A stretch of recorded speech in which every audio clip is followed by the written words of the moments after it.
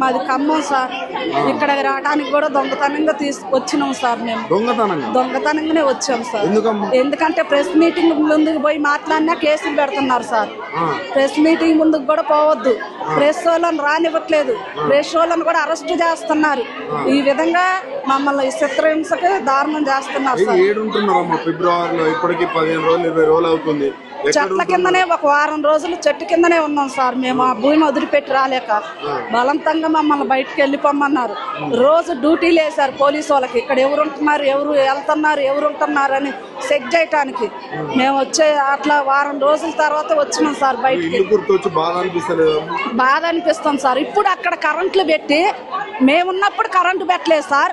ఇప్పుడు పెద్ద పెద్ద డూబులు కరెంట్లు పెట్టి ఆ మట్టి కుప్పలన్నీ పడ్డా, ఆ రాళ్లతో కట్టుకున్న ఇండ్లు, సిమెంట్ బ్రిడ్జ్ ఎంత ఉంటుంది సార్, వాటితో కట్టుకున్నవన్నీ ఇప్పుడు ట్రాక్టర్లతో తోలి లోయలు నింపుతున్నారు సార్. వాటిని బాగు చేసుకుంటున్నారు సార్. మా పరిస్థితి మాకు తిరిగి మా భూమి మాకు ఇప్పియమని టీఆర్ఎస్ ప్రభుత్వం కానీ మీలాంటి మీడియా మిత్రులను కానీ పొంగులేటి శ్రీనివాస్ ఏమంటున్నారంటే మీరు ఆ రోజు సీనన్న గెలిపించినాం సార్.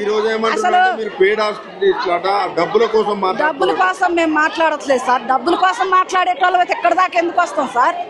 మేము ఈ రోజు టిఫిన్ కూడా చేయలేదు. ఈ రోజు ఇక్కడ దాకా ఎందుకు వస్తాం మేము?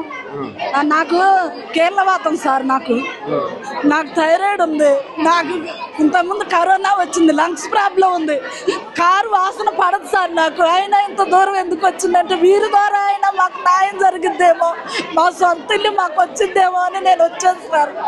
కావాలంటే మందులు కవర్ కూడా ఉంది చూడండి సార్. మందులు పక్కన పెట్టుకొని వచ్చింది సార్ నేను. చూడండి సార్, మందులు చూడండి సార్, ఎన్ని మందులు ఉన్నాయి. మందులు ఇవన్నీ మందులు దగ్గర పెట్టుకొని వచ్చింది సార్ నేను. ఇవన్నీ మందులు సార్, ఇవన్నీ మందులు చూడండి సార్. మందులు దగ్గర పెట్టుకొని ఇక్కడికి వచ్చాను సార్ నేను. మందులు తీసుకొని ఇక్కడ దాకా వచ్చాను సార్. మందులు కాంగ్రెస్ వాళ్ళకి అర్థం కావట్లేదు సార్. నెలకి 3 ఏళ్ళు 2 ఏళ్ళు పెడితే నా భర్త ఒక్కడే పనిచేసేది సార్. నా బిడ్డ చదువుకుంటుంది, నా కుమారుంది, వేరే వాళ్ళు చదువుకుంటున్నారు సార్. మేము పేదవాళ్ళం కాకపోతే నా కుమారుని వేరే వాళ్ళకి ఎందుకు ఇస్తాం సార్? వేరే వాళ్ళు చేస్తున్నారు, చదివిస్తున్నారు సార్ వేరే వాళ్ళు. మేము పేదవాళ్ళం కాకపోతే ఇక్కడ దాకా ఎందుకు వస్తాం?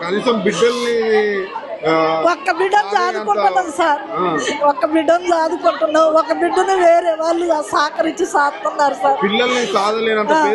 అక్కడ ఉన్నాం. అవును, 20 ఏళ్ళు వాళ్ళకి కన్ను మిన్న కనపడట్లేదు సార్. ఏడ దొరికితే ఆడ దోసుకునే వాళ్ళు కదా. అవును, వాళ్ళు ఏడ దొరికితే ఆడ దోసుకునే వాళ్ళు కదా. నా కొడుకు ఒక్క రోజు వచ్చి కూలిపోయింది చూసి ఏడు వెళ్ళిపోయాడే కానీ ఆదరించడానికి ఏముంది సార్? ఒకళ్ళు చేతిలో ఉన్నాడు కదా సార్.